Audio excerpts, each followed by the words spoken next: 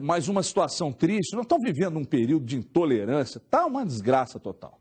Você não pode usar camisa vermelha, você não pode, você usa camisa da CBF, você usar camisa da CBF também, tá difícil, hein? Mas usam verde e amarelo, vão chamar de coxinha, usa vermelho é petralha e tal. Mas aí, uma situação muito complicada é o racismo, né? Olha que não dá nem para chamar de torcedor, né? Porque senão você generaliza. Um rapaz racista publicou numa rede social, coloca na tela, né? Aí. Porque racismo é crime, ele tem que ir preso, esse babaca aí. O Bruninho _Dan, está dizendo, você imitou pro Rafael Silva, do Cruzeiro. Você imitou uma galinha, mas parecia um urubu, seu tizil. E aí embaixo ali, pode até me processar, pago ele tudo embaixo. Quer dizer, é de uma... Tem mais, né? Tem mais. Pode ir descendo aí que eu acho que tem mais. Porque aí outros criticaram, chamaram a atenção e ele seguiu, né, cometendo esse ato que eu abomino e que todos nós abominamos aqui. Eu às vezes, não na mesma proporção, mas sofro com isso aí por causa da obesidade, né? Então, seu gordo, não sei o que tem...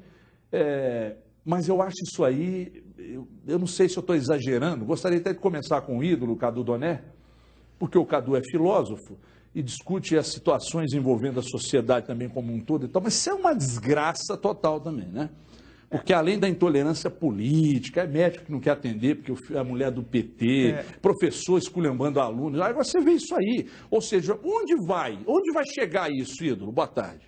Difícil saber. Boa tarde, Everton. É triste, né? Eu já comentei muitos casos de racismo, assim como todos nós, né? Porque, infelizmente, ele tem se misturado à pauta esportiva nos últimos anos. Muitos jogadores têm sofrido disso. Do mesmo jeito que a gente cobra o fim da impunidade em vários aspectos, a violência física no futebol, não a violência verbal, os crimes aí de colarinho branco, né? Dos políticos de todos os partidos, né? A gente tem que cobrar que esse tipo de coisa dê uma punição muito severa, porque racismo é previsto em lei. Então, em primeiro lugar, antes de comentar do aspecto humano e até da falta de humanidade ali, da falta de caráter, da ignorância, da babaquice desse imbecil que faz um negócio desse, numa avaliação mais objetiva, mais pragmática, ele tem que ter a sanção prevista em lei para o racismo. Porque isso está escrito em código, né? Isso está na lei oficial do Brasil. Então, ele tem que arcar com as consequências. Está tudo muito claro, está muito fácil de achar. Então, que ele seja punido, né, Beto? Para começar. Agora, do ponto de vista mais humano, assim, infelizmente isso é comum, né? Não deveria ser, apesar de provas mais do que concretas, que não tem o menor cabimento diferenciar qualquer pessoa pela raça, que somos todos iguais, que não tem nada disso, que ninguém é pior ou melhor que ninguém por causa de cor, nada disso. Inclusive o esporte é um dos campos em que isso fica mais claro, né? Porque inclusive se a gente for olhar em termos de qualidade e de produção de ídolos, acho que os negros até produziram mais do que... os brancos, por exemplo, né? O Pelé, o Michael Jordan, o Bolt, os grandes boxeadores, né? Então, se tem alguém superior no esporte, pelo menos em termos de resultados, são até eles, né? A gente devia reverenciar e respeitar, e esse babaca aí que vai por esse caminho. Agora, só um detalhe do... Agora, só uma coisa que isso sempre existiu, por coincidência, eu até estou ouvindo esses dias, vim para cá ouvindo, um CD do Miles Davis, que é o grande jazzista, que chama Tributo para Jack Johnson. E Jack Johnson foi um grande campeão mundial de boxe há muito tempo atrás. E numa das músicas termina com o depoimento do Jack Johnson falando ali de racismo e tal. Então, já foi até pior, óbvio que não... Principalmente nos Estados Unidos, né? Então, é uma coisa que sempre existiu. Em outros aspectos de intolerância, a gente vive peculiaridades de hoje, essas que você mencionou aí, desse clima hostil político no Brasil. Agora, infelizmente, o racismo sempre existiu, essa ignorância, esses imbecis sempre habitaram a Terra. A gente está falando tanto de justiça seletiva no país e acho que isso aí é um excepcional exemplo para a justiça mostrar que não é seletiva, o que está reduzindo essa seletividade que existe dentro dela. Porque você não pode simplesmente considerar que a Maju do Jornal Nacional, que a outra jornalista do SBT, que são lindas, que a Camila Pitanga e uma outra aí foram agredidos, só considerar porque são famosos, não. Tem que punir isso aí, porque se puniu quem cometeu o mesmo ato com os famosos, isso aí também tem que acontecer. Porque Mas senão... o Silva também é famoso, né? Não, eu estou dizendo o seguinte, a comoção, eu me refiro à comoção e à punição de quem faz, né?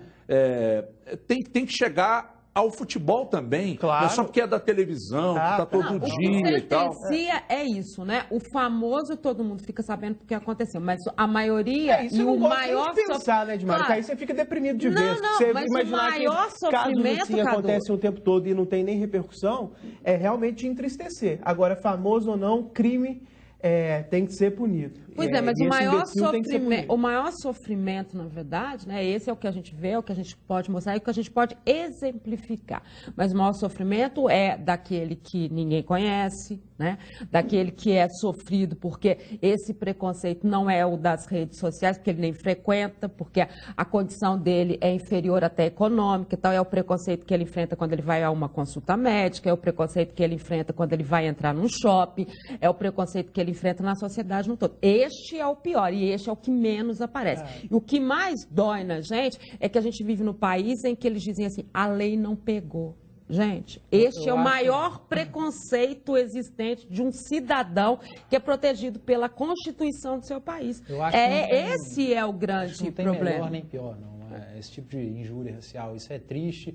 Eu lamento muito pelos pais desse cidadão aí, ó, desse tal Bruninho, que devem ter lutado para dar educação para esse cara e não assimilou uma vírgula da educação que eles devem ter batalhado para dar para ele. Você imagina chegar no ouvido do pai, da mãe, que ele fez da esposa, sei lá, do irmão, seu filho estava na televisão hoje com injúrias raciais. Faz isso, com o cara. Eu acho que eu denuncio, então, sinceramente.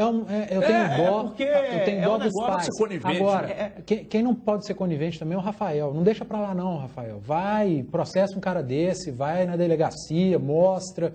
não deixa um cara desse. Porque esse é outro problema, né? A ausência da denúncia. Pra lá. Tem que denunciar. A gente aqui, eu não sofro esse tipo de racismo, mas aqui a gente sofre todo dia por uma opinião que a gente dá diferente. O povo xinga a gente em rede social, me xinga de tudo. Segunda-feira eu fui ameaçado em rede social por causa de uma opinião diferente. Dimara toda hora. Aliás, no mesmo Twitter, eu e Dimara.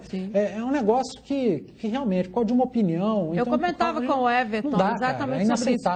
Porque a gente... É óbvio, né? Eu já tive chance de falar sobre isso, que eu nunca acreditei nos limites e por isso que você não sente tanto. Mas a mulher num todo, né, e principalmente a que palpita sobre assuntos que as pessoas dizem, entre aspas, que são masculinos, né? O preconceito faz, vai pro fogão, vai cozinhar, quer dizer, que é um preconceito e é sério da mesma forma, né? Então a gente vive num país que está passando por tantas mudanças, tantas modificações, tantos questionamentos, está na hora de todo mundo denunciar, está na hora de todo mundo procurar o seu direito. Eu acho que o dia que todo mundo fizer isso, vai ser mais difícil a gente ver situações como essa. No pique, Edu. E no campo do esporte, num dos fenômenos mais lamentáveis que a história já teve, que foi o nazismo, né, comandado pelo Hitler, o Hitler já ficou com a cara no chão quando os negros provaram, como se precisassem, né? Porque não precisa, mas provam todo dia que não são inferiores naquelas Olimpíadas que aconteceram e que o corredor negro ganhou dos arianos, que o Hitler achava que eram superiores, e ele até saiu do estádio, porque a ignorância dele foi confrontada ali na prática, na casa dele, né? Porque ele era o comandante ali do estádio. E depois disso, anos depois, ainda continua, né, no esporte. Isso, ali poderia ser definitivo, por exemplo, mostrando que era um imbecil, que racismo não tem sentido, que somos todos iguais, mas o imbecil permanece ali. Deixa eu chamar a Kika para ver como é que está movimentando aí o nosso @os donos da bola MG e também um Band Zap, Kika. Boa tarde. Boa tarde a todos. Aqui unanimidade, Bruno Salvietti, parabéns por retratarem esse assunto que infelizmente ainda acontece no futebol. O Agoti, o caráter não tem nada a ver com a cor de camisa, cadeia nele. Fabrício Barbosa dizendo aqui que essa meia dúzia racista não representa a nação atleticana, e o Wilson Júnior, o racismo é triste e a gente realmente sofre isso todo dia. Bom, a gente está na linha aí com o Bruno, que... Tá me ouvindo aí, Bruno, que fez, enfim, cometeu esse ato aí um absurdo contra o Rafael, e aí pediu espaço, está concedido o espaço. O que você tem a dizer, Bruno? Boa tarde. Muito obrigado, uma ótima tarde a todos aí. Primeiramente, eu gostaria na verdade, estou ligando para me retratar e explicar o que de fato aconteceu, tá? Desde a parte da manhã, de início da manhã, nas redes sociais, eu estou sendo bem hostilizado, ameaçado por uma coisa que eu não fiz, eu não cometi.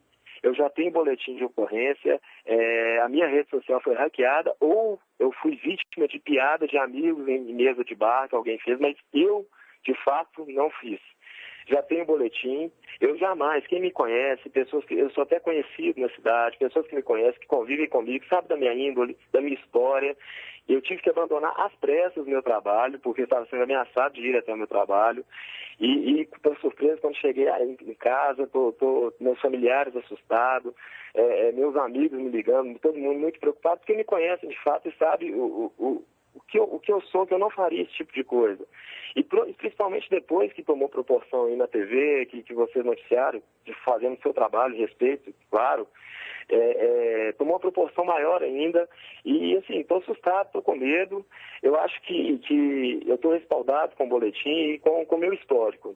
Então, estou ligando só mesmo para pedir para vocês aí, de alguma forma, para ter o espaço para eu falar, para você pelo menos parar com isso, com as ameaças, para eu poder voltar a ter uma vida normal, porque eu tenho família, amigo, trabalho. Ô Bruno, você me ouve? Deixa eu só te fazer uma pergunta.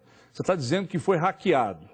Sim. Há como você provar que foi hackeado? Porque a coisa foi muito, na minha avaliação e na avaliação dos colegas, foi muito grave. Há como você provar que foi hackeado? Sim, eu fiz boletim de ocorrência e alterei minha senha logo de manhã quando acordei e tinha um tanto de mensagens ofensivas, ameaçando, falando, você que é o tal de racista. Eu fiquei assustado. Então, imediatamente alterei minha senha da rede social, foi do Instagram, tá? E assim que eu alterei, eu fui até a delegacia e fiz o boletim de ocorrência, tá? Fiz o boletim de ocorrência, se quiser ou tiver um e-mail, alguma coisa que eu possa encaminhar para vocês. É que o boletim de ocorrência, ele vale para você, ô Bruno, mas aí para saber se você efetivamente está falando a verdade de que foi hackeado, só uma investigação bem aprofundada é que vai revelar se realmente aconteceu ou não. Claro, eu estou aqui com o Eduardo, o Eduardo, o Cadu e a Dimara querem falar com você. Primeiro você, Cadu, por gentileza. Ô Bruno, você citou outra hipótese de ter sido uma brincadeira de amigos, que você está na dúvida se foi hackeado ou se seria uma brincadeira de amigos. De onde surgiu essa ideia, essa possibilidade de ter sido algo vindo de seus amigos, que convenhamos, né? Se foi isso, pelo amor de Deus. Não são amigos mesmo. Cadu, concordo com a sua posição aí. Primeiramente, sou um grande fã seu, dos seus comentários até na Itatiaia. Fiquei muito chateado com suas palavras aí, mas se você está fazendo seu trabalho, eu entendo, me chamando, me hostilizando de forma de imbecil, mas, cara, é coisa que eu não sou. E essa história do bar é porque eu só fico na mesa, amigos mexem, piada, faz brincadeira, mas concordo com você que se for, não estou falando que foi, mas se for, foi uma brincadeira de péssimo gosto e quem fez tem que ficar com isso. Eu concordo com você perfeitamente. Mas eu estou trabalhando na hipótese disso, ou que eu mais acho que seja uma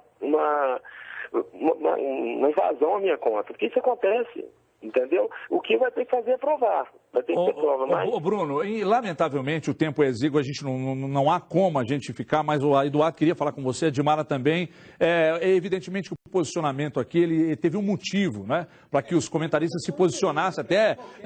e aí não foi especificamente contra o Bruno, mas sim contra quem comete esse tipo de ato e, convenhamos, foi realmente muito grave. Então que você consiga se explicar, mas evidentemente tudo diante da justiça, e aí a gente informa na sequência dos dias o que vai acontecer nesse caso, que para mim é muito grave. A gente vai para um rápido intervalo e volta na sequência dos Donos da Bola. Até já.